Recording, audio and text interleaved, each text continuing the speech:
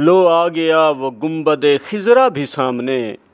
میری نظر سے پردہ اٹھا ہے ابھی ابھی، قدرت نے پھول اس پہ کرم کے لٹا دیے، جس نے قصیدہ ان کا پڑھا ابھی ابھی، وہ مجھ کو بخشوائیں گے محشر کے دن، ان کے کرم کا پیغام ملا ہے ابھی ابھی، ملا ہے ابھی ابھی۔ ہفتہ وار یوٹیوب پروگرام روحی وٹوڑے کے ساتھ آپ کا ساتھی، آپ کا میزبان ایاز صابر بلوچ آپ کی خدمت میں حاضر اور سلام عرض کرتا ہے، اس دعا، یقین اور چاہت کے ساتھ کہ آپ جہاں ہوں گے خوش ہوں گے، شاد اور آباد ہوں گے، دائمی خوشیاں آپ کا نصیب ہوں۔ اللہ تعالی ہم سب کو اپنے حفظ و امان میں رکھے اور ہماری دن دگنی رات چگنی ہمیں ترقیاں نصیب فرمائے۔ آج عارفانہ کلام حضرت سلطان باہو کے کلام سے کہ جنگل دے وچ شیر مریلا، جنگل دے وچ شیر مریلا، باز پوے وچ گھر دے ہو، کہ عشق جسم میں جنگل کے اس مارنے والے شیر کی طرح ہے جس کے سامنے خواہشات کے جانور دم نہیں مار سکتے، یا پھر جسم کے اندر اس باز کی طرح ہے جو جسم میں موجود خناس پرندوں پر جھپٹ مار کر شکار کر لیتا ہے۔ یعنی عشق ایک ایسی قوت ہے جو جسم کے اندر منفی رویوں کو قابو میں رکھتی ہے۔ عشق جہاں صراف نہ کوئی، کچھ نہ چھوڑے وچ زردے ہو، کہ عشق ایک صراف کی مانند ہے، جس طرح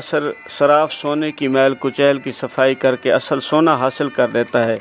اسی طرح عشق اندر کی تمام قدورتوں، خرابیوں کو صاف کر کے اللہ رب العزت کے لیے مصفی و منزہ دل دماغ مہیا کرتا ہے۔ عاشقاں نیندر بکھ نہ کائی، عاشق مول نہ مردے ہو، کہ عاشقوں کو نیند اور بھوک، غفلت کی نیند اور خواہشات کی بھوک نہیں ہوتی۔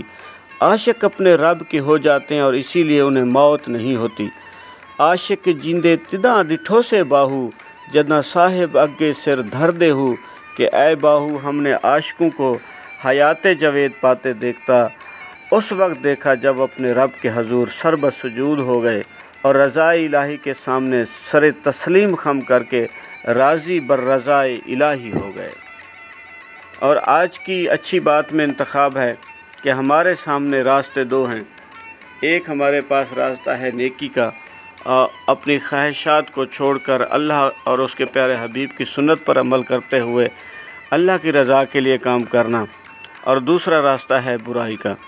کہ انسان کو جو زندگی چند لمحوں کی ملی ہے کہ وہ اپنی زندگی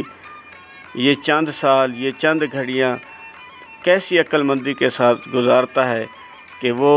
اپنی رب کو راضی کر لے، نیکی اور تقوی کے جائز اور حلال کاموں میں اپنی زندگی گزارے، اللہ رب العزت اس سے راضی ہو جاتا ہے، اس کو مقبول بندوں میں شامل کر دیتا ہے۔ اور دوسرا راستہ ایسا ہے جن پہ غضب ہوا ہے، ان لوگوں کا ہے جنہوں نے تکبر کیا ہے، ظلم کیا ہے۔ اللہ تعالی ہمیں ایسے راستے سے بچائے اور ہمیں حضور اکرم نور مجسم صلی اللہ علیہ وسلم کے شریعت کے مطابق، صحابہ اجمعین کی زندگی کے مطابق، ولی اولیاء کی زندگی کے مطابق، نیک لوگوں کی زندگی کے مطابق زندگی گزارنے کی توفیق عطا فرمائے، اور ان لوگوں میں نہ شامل کرے